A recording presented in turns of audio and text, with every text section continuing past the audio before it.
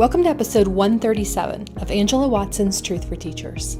I'm your host, Angela Watson, and I'm here to speak life, encouragement, and truth into the minds and hearts of educators and get you energized for the week ahead. Today, I'm going to be talking with educator Shawnta Barnes about why great teachers get saddled with the biggest workload and how to advocate for yourself. Visit truthforteachers.com to ask a question or to share your thoughts or experiences in the comments. This episode is brought to you by Brains On, which is an award-winning podcast from American Public Media. It's dedicated to inspiring kids' natural curiosity about the world. The Brains On podcast has over 100 episodes covering real science topics, including everything from why people have allergies to how electricity works. And now Brains On is offering free standards-based curriculum and activities for teachers to go with each one of those podcast episodes. So you can learn more and download their free teacher resources at brainson.org/learn. That's brainson.org/learn. So today you'll get to listen in on a conversation that I had with Shawnta Barnes. I heard Shawnta on the Educators Room podcast, which is a really fantastic show, by the way. And I was really struck by just the level of honesty and transparency that she had as she shared her story. She has done an episode on Educators Room about burnout and self-care. That's the one that I listened to. She's also done one there about students sexually harassing teachers. So Shawnta is not afraid to talk about these very real things that are happening in schools, which a lot of times we just don't hear a lot of public discussion about. And I wanted to do this particular episode topic because I have experienced this situation myself, where my class list was loaded up with the most challenging kids because administration said, quote unquote, you can handle it. And I know that this happens in schools all across the country. I've also seen firsthand how many schools have one or two teachers who are viewed as being really, really good with discipline, and then the other teachers will all send their students out anytime they misbehave, and they'll put them in that coworker's room. And what happens is it feels like you're almost being punished for effectiveness. Other people know that you're good at what you do, and rather than being rewarded for that, you are expected to pick up other people's slack. And that's the kind of experience that will create resentment and also burnout really, really quickly. So I wanted to center the experiences of the teachers that this is happening to and just validate those of you who feel like you are just carrying more than your fair share of the workload, but you're not really sure what to do. Now, Shawnta and I don't uncover any instant or easy solutions, but you'll hear us talk about some very specific things that you can do to advocate for yourself. So I'm going to go ahead and play the conversation now so that you can listen to us try to unpack this a little bit.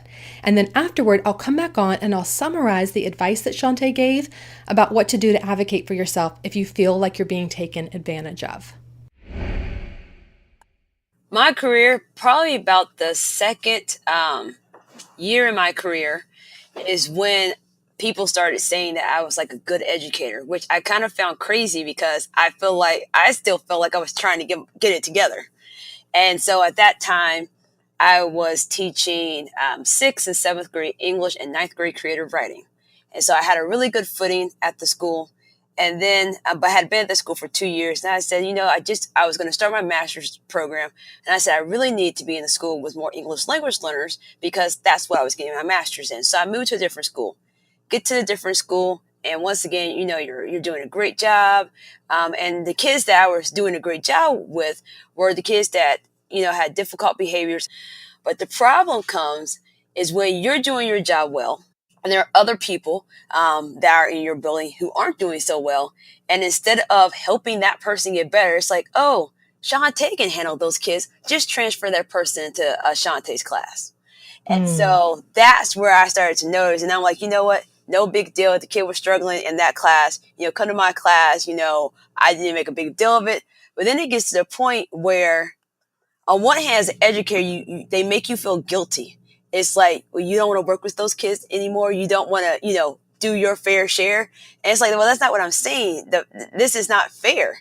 It's your solution to the problem is just to not deal with the problem of someone else not holding their weight and just let me take on. And so that's when I really started to feel burnout. I was at the point that if I didn't do something differently, I was going to walk away for education. And I didn't want to do that. So I said, what can I do to stay in education, refocus, get myself together, and not walk out on the profession? Because I did what I tell teachers to do. Well, advocate for yourself, point out these things. And, it didn't really get me anywhere. And so the one lever I had was to leave. And what I found interesting is when they realize that you're going to leave, that's when they're like, oh, Shawnta, oh, what about you being the team leader? Or what about you doing this? And it's like all along I have been asking to do different leadership things or be sent to different opportunities. And I was always passed up for other people. And so the moment I'm about to walk out the door is the moment that you get concerned about my needs and my feelings. It just doesn't feel genuine. And so it just kind of confirmed to me, it's like you didn't really value me as a person, because if you value me, you would have asked me, what is it to get you to stay? What can I do to lessen your load? Maybe, hey, here's a leadership position, help these other teachers that are struggling. And so after I did working with English learners, I did go into coaching teachers for 3 years. And part of my drive to do that was my experience with sometimes the teacher next door is struggling because no one's helping the teacher next door. And the teacher next door never gets better because they just take their kids and give them to someone else. And so just to be known in my building as like the kind of disciplinarian, or people even making that comment, was frustrating to me, because I wanted to be seen as, oh, Shawnta's good at teaching English. Shawnta is good at, getting building reading achievement. Not Shawnta's good at managing bad behavior. I think you're bringing up a really interesting point here, because, when I listen to teachers' stories, I like to look for patterns. And one aspect of this topic that I hear about a lot is that this kind of thing seems to happen a lot with teachers of color, particularly when the majority of the staff is white. The teachers of color, and particularly Black teachers, are often seen as the disciplinarians. They're seen as the ones who can, maybe relate to some of the kids a little better, or maybe control the kids a little more. And they end up getting saddled with more responsibility. So I'm wondering if you can speak to that a little bit. What are the traits of teachers that you notice who tend to get saddled with this? That's a good point. Actually, I write for a publication called India Education, and myself and another writer, David McGuire, back in 2017, we wrote a piece called "We Are Black Educators. So why do you see us as disciplinarians?"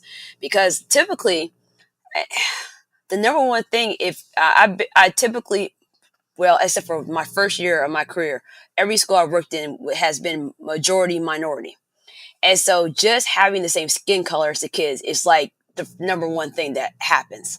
And so I think sometimes people assume because you have the same color, you must just have the same everything, and everything's going to click. And for me, sometimes kids didn't see me as, some kids just saw me kind of like, Mrs. Barnes, you speak white. So they didn't relate to me.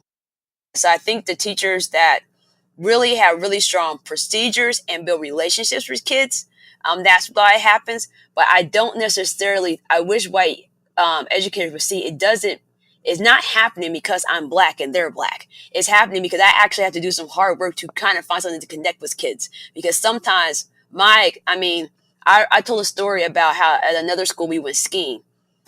My kids couldn't relate to that because they had never been skiing before. So I have to dig deep to find some type of something that we have in common to build that relationship. Then we have this relationship, and then you're going to respond to me. Which is something really that any teacher could do, right? Correct. And that's the thing I keep emphasizing, is not because I'm Black. It's because I put in the work. And I think sometimes people are putting in work. They're just putting in the wrong work. They're not putting in the work to build a relationship. They're just like, you're going to do it this way. If not, get out of my class. And so when you're just doing that, the kids just will do whatever it is you hate to get out.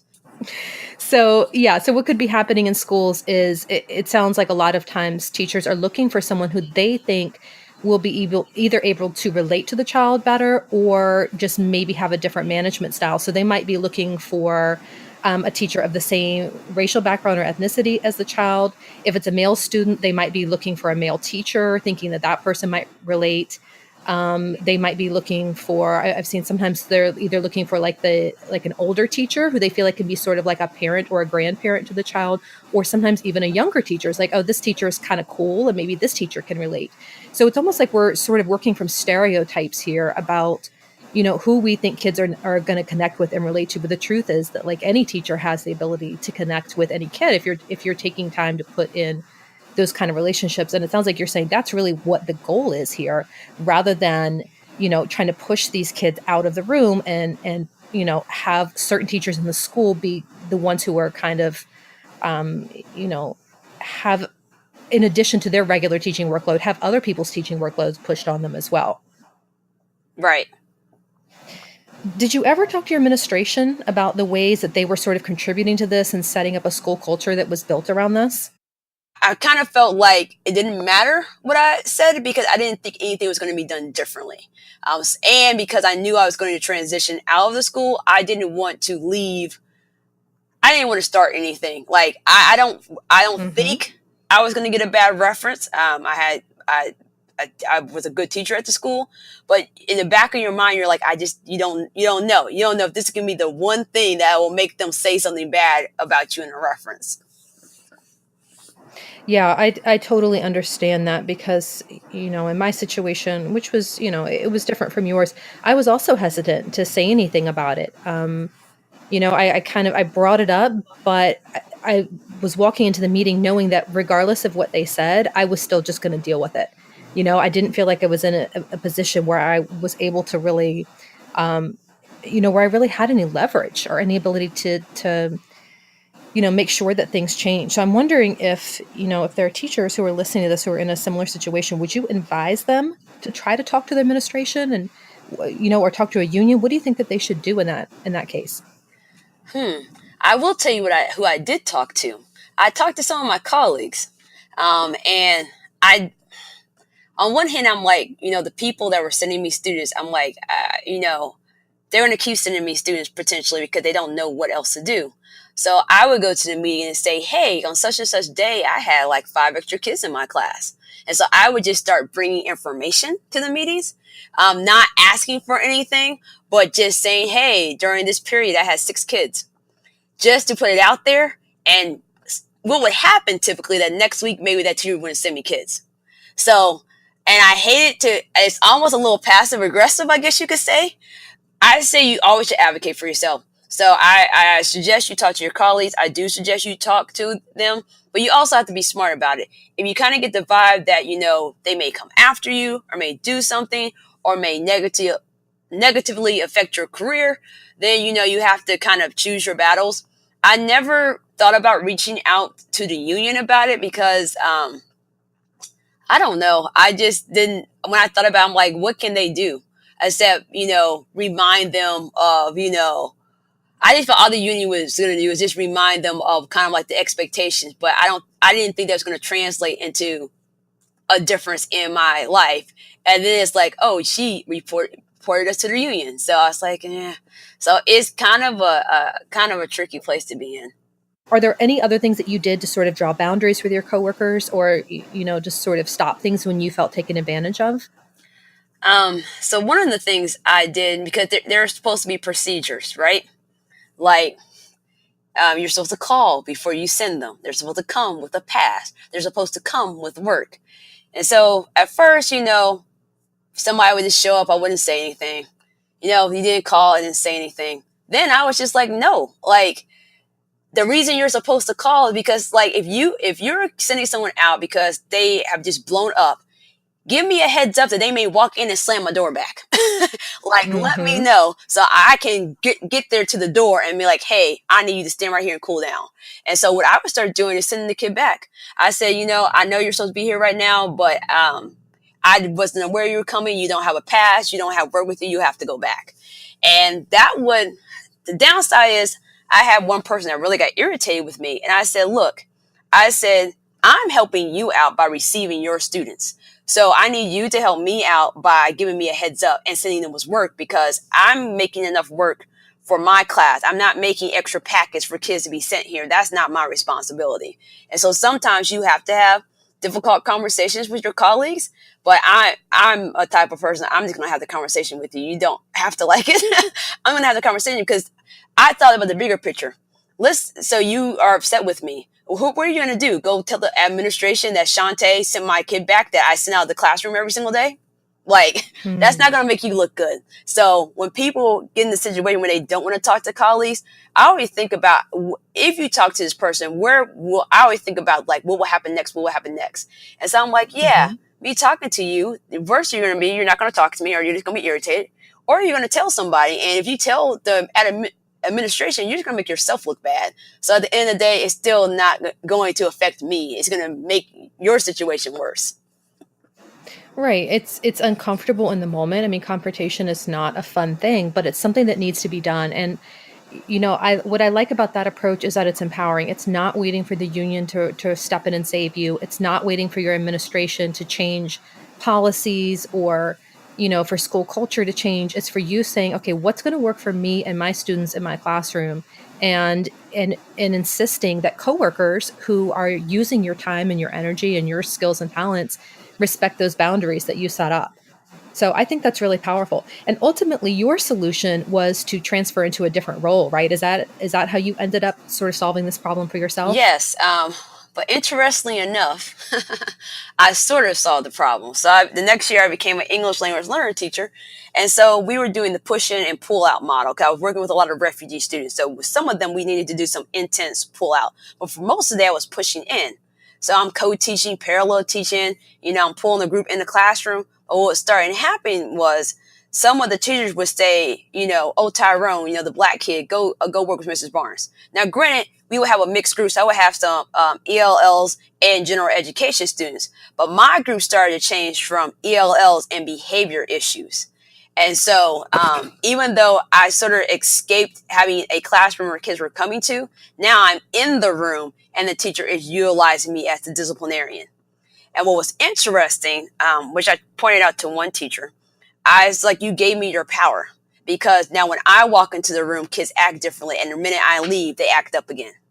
And so Hmm. you can't allow someone else to come into your space and be the person that controls your class. Because once they're not in there, they're back to doing whatever it is they're going to do. So the same basic problem, cropped up. It just sort of manifested in a different way because you were in a different teaching context. But it sounds like, strong teachers are in such demand, and teachers who are sort of not just good at classroom management, not just good at dealing with kids who have challenging behaviors or relationships, but who are just sort of like not phased by that kind of thing. Like you strike me as the type of person who's just not phased by it. You're not going to be reactive to it. You just don't feed into it as much. And I think that there is such a shortage of teachers who are able to do that, to sort of hold themselves, and to not get baited by kids, that when a school has a teacher who can just sort of manage to handle these kinds of things without getting upset, without, feeling totally burnt out, going home crying, being in the principal's office every day complaining, I think that that source of strength is just going to become like a magnet for the other teachers in the school. They feel really tired by their jobs. I mean, let's be real. Most teachers have way too many kids. Their kids have tons of needs in there. They don't have school counselors. They don't have, pull out support. They're not really getting the resources and the support they need to be able to meet all of their kids' needs. So when they see someone like you in their school, it's sort of natural for them to feel like, oh, she can handle this and she's handling it. Seems like no problem. Seems like it's not a big deal for her. And so that's why it seems like something like this is just going to keep happening. And it's so important, I think, for you to speak up and say, as much as I hate to put the work on the teacher who, is already feeling like they're carrying the unforward load, for you to be able to speak up and say what you will accept and what you won't accept, I think is really powerful. So, yeah, I just say you just really have to advocate for yourself and know your worth. And that's what's interesting. I tell people this. I had a couple of different roles, over my career, which they all have added value to my experience. But for the last 4 school years, I've been offered jobs that I did not apply to. And so I tell people, I said, it's not just to toot my own horn, but I said, I know my worth now. And so I know that I could walk. And I make it clear that I could walk. And I don't just throw it up every day like, oh, I can leave. But I make it known like I turned down a lot of jobs before I took my current job, which is a K-6 library media specialist. And I just made it clear, I chose you because I really want to be here. And so for me to stay here, whatever job I have, I need to be treated as a professional, because if I'm not, I'm pretty confident that I can find another job. And so I think teachers, I just wish more teachers in the profession could have that confidence to know that you can get another job. And I think there's a fear there that people just feel like, oh, no one would hire me. And I early career, I had that fear. I would just do whatever I was told. I wouldn't question anything. I wouldn't advocate for myself. And then I just got to the point where I was just like, no. They keep saying there's this teacher shortage. I have good data. I have good results. Yeah, I really could leave. And so, I'm like, yeah, so that's kind of where I'm at. I love my current job right now. I feel like I'm going to be there for some time. I do have my admin license, so at some point I'm going to make that move. But I feel real good and comfortable right now. And I turned down some other jobs because and one job they were really surprised I turned down, but I'm like, they made me feel like they were hiring me because I was Black, not because they valued, like they didn't even know what was on my resume. And they offered me the job like within hours. And I was like, no, you didn't make me feel there's something wrong here. There's something that's not right. So that's what I would just tell teachers, that you just have to know your worth and know when to walk away and make a change. Yes. Schools need teachers more than teachers need schools. Yeah. And I think people they don't realize that. And in education, we do a good job of guilting teachers. We make them feel guilty about things. Oh, don't walk out on your kids. Don't leave. Oh, don't you care enough? Oh, you should stay after work. And I'm just like, no. I'm at the point in my career where I'm pretty much a contract start, contract end type of person. I work my butt off during the school day. You'll rarely see me sitting down anywhere. I work. During prep, I'm not socializing, I'm working. But when it's time to leave, I transition to mom and wife. And I think more teachers, because I tell people, until the last day of school, there will always be something for you to do once the school day ends. So there's no point of staying all night. And I used to do it. When my husband and I first got married, I had a job where I had to be there at 7, and I would leave at 7 p.m. And the whole, 2 school years in a row I was doing this. I'm like, you know what? I don't even know my husband, because after that, my husband and I renewed our vows, because I told my husband, I don't even feel like I know you because I've been at school more than I've been at home. And granted, I didn't have kids at the time, so it wasn't like I was being a bad parent, but I was just like, no. And so that just really, we renewed our vows. I'm like, you know what? No, I can't. I feel like teaching is my calling, but it can't just take over and consume my life. There's other things that are a part of me. And I think teachers, sometimes we feel guilty for wanting to have the other things in their life. And I think about my husband, who is a database administrator for the state of Indiana. His boss will just say, oh, stay at home. You've worked hard this week. And, take this comp day, take care of yourself. And teaching, it's just like, no, burn the midnight oil. The day doesn't end when the contract ends. I'm just like, so there's just something wrong in this country with teachers that I went to school for 4 years, just like my husband, but the way his salary has just jumped up, I will never catch up to my husband's salary in this profession. I'll never have the perks that he has. And granted, I didn't go into teaching for that, but just sometimes the way he gets treated, he gets more than a jeans day. He gets treated like a true professional. And I really wish they would stop doing that, because, yeah, it's cool to wear jeans, but that's not what I want. What's the best advice that you would give to a teacher who feels like she or he is essentially being punished for being effective and being saddled with unfair responsibility? I would say, so when I was coaching teachers, and I'm teaching a wide array of teachers that are really struggling on plans, teachers that are awesome. So teachers that are awesome, we just really had coaching conversations. And they would set their own goals. And a lot of them were just like, Shawnta, I always get these kids, I always get that. And I said, you just need to state the facts when you're going into administration, because sometimes teachers, we get too emotional. And so all the principal sees is you're crying again in the principal's office about this situation. They need to hear you say, every day this week, 5 kids have come to my room. They have come from these people's classes. What supports are you going to put in place to help, Miss Smith next door? Because you have, and now that I've gone through the admin licensing program, it's all about data and getting results. And so I think sometimes teachers, they don't see school from the lens of the administration. So when they go to bring a complaint to the administration, they're not meeting what their administration needs to meet their job and the demands from the district that's being put on them. So if you don't come to your administration with concrete data that there's a problem, they're just going to listen to you vent, smile at you, and give you some kind of quick, keep up the good work or something, and send you off. When you start bringing concrete facts about situations, because depending on the type of principal you have, they may not even be getting around the classroom, so they may not even know it's an issue. And so that will trigger them. The downside is if you are saying that Miss Smith is sending her kids to you all the time, the principal's probably going to see Miss Smith. And so Miss Smith may have a problem with you. But I think about the bigger picture. Let's say Miss Smith gets some supports. Then she gets better. It's great for everybody. Miss Smith gets some supports. Miss Smith still doesn't get it together. Miss Smith, contract doesn't get renewed. Miss Smith gets replaced with a better teacher. So at the end of the day, either path we go on is better for you in the long run to voice your concerns, even if it's uncomfortable. And that's my second point, is that teachers don't want to be uncomfortable with their colleagues. They don't want to have difficult.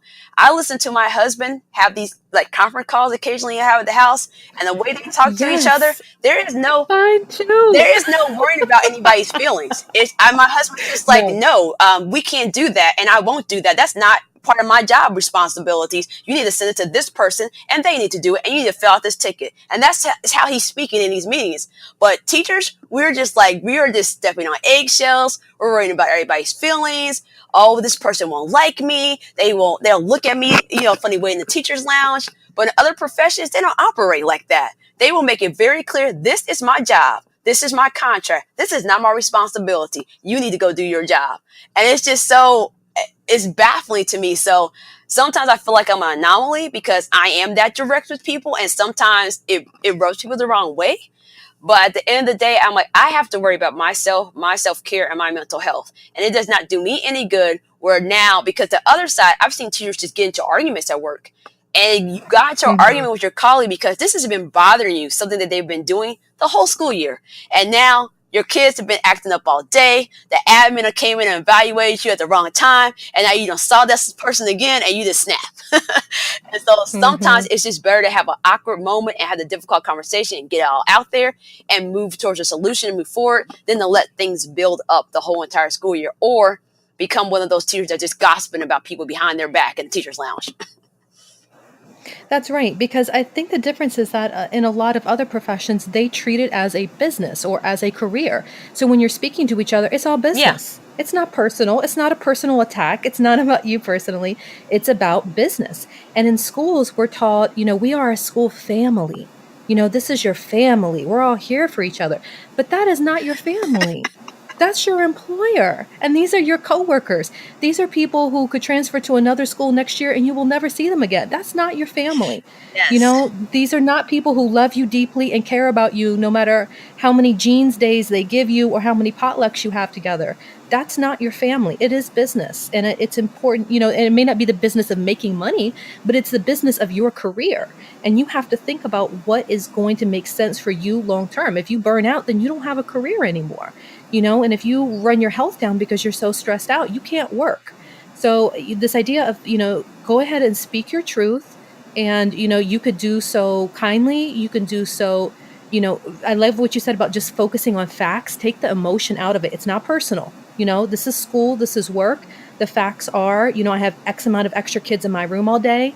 And, that is having a negative impact on my assigned students. So what alternatives can we have here? Just being real, sticking to those facts like that, I think is a really, really powerful strategy. And I think we need to sort of shift our thinking and education to be almost more, I don't know if business-like is the right word, but more just sort of taking the personal equation out of it and stop prioritizing, getting along with everyone, being nice, feeling like a family, and just thinking about, okay, what am I going to do here so I can do the best job for kids and make things function smoothly, and then I can go home and be with my actual family. Does that make sense? Yeah, it makes total sense to me because I think about, because all my husband's friends are these tech people because that's what they do. And when we go to things and I talk to them, I'll hear like somebody say, I hate so-and-so, but if I want to have somebody on my team, that person's on my team.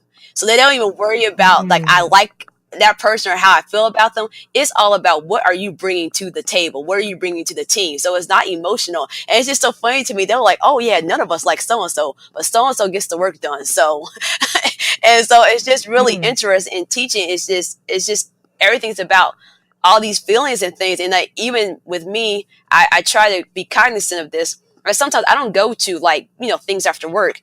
And it's like, well, Shawnta, did we do something to you? I'm like, no. I'm like, I went home to my real family because you guys are not my family. Like, there are people at work I like. There are colleagues I've been friends with for years, but it's like we built a friendship organically. At school, sometimes they make you feel like, oh, you're a makeshift family. We are going to get along. We're all going to do. I'm like, no, no, no, no, no. When my contract ends, I take off the educator hat. I am mom. And when my husband gets home, I'm also wife. And I think sometimes if more educators would do that, they would take care of their health. Like when I was working till 7 p.m., I would come home and eat, go to bed, and go back to work. That was no life for nobody. And so that's why I really think we need to go towards this push of just kind of sticking to the facts. It's not about that person. It's not about your feelings. We said, we got to do what's best for kids. And it's not best for kids or yourself to kind of just be being around the bush and avoiding situations because it may make someone uncomfortable. At the end of the day, I think about all the difficult conversations I had.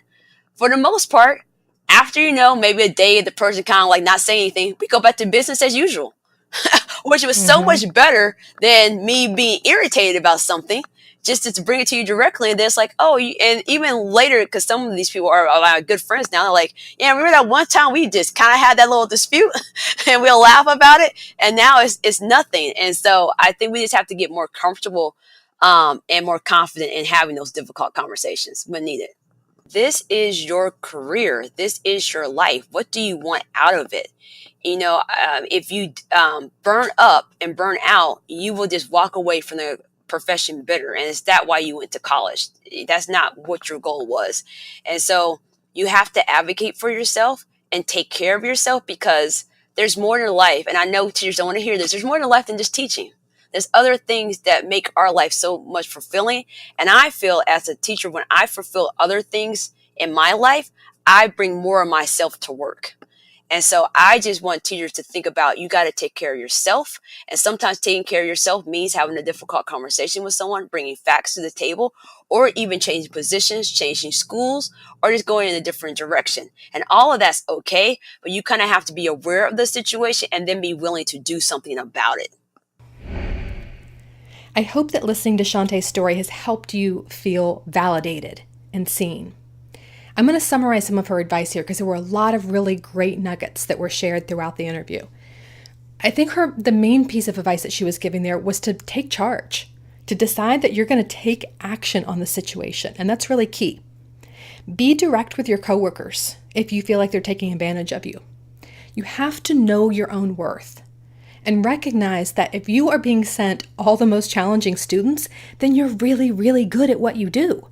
And that means you can work anywhere you want to work. Go someplace that you're valued. Insist on being treated like a professional. Keep this whole issue on a business level because this is your career.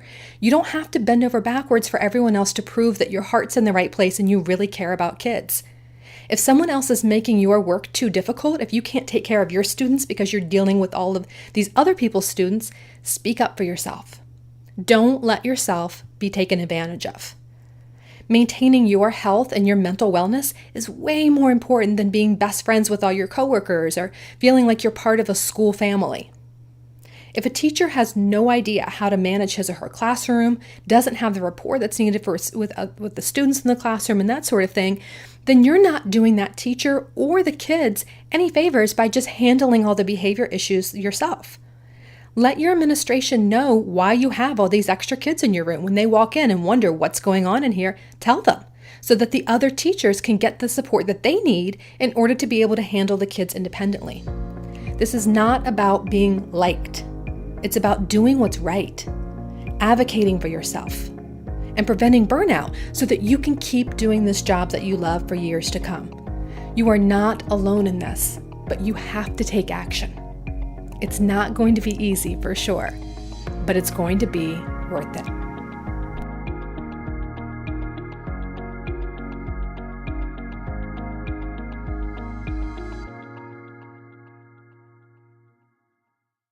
Want more than just a weekly podcast episode from me?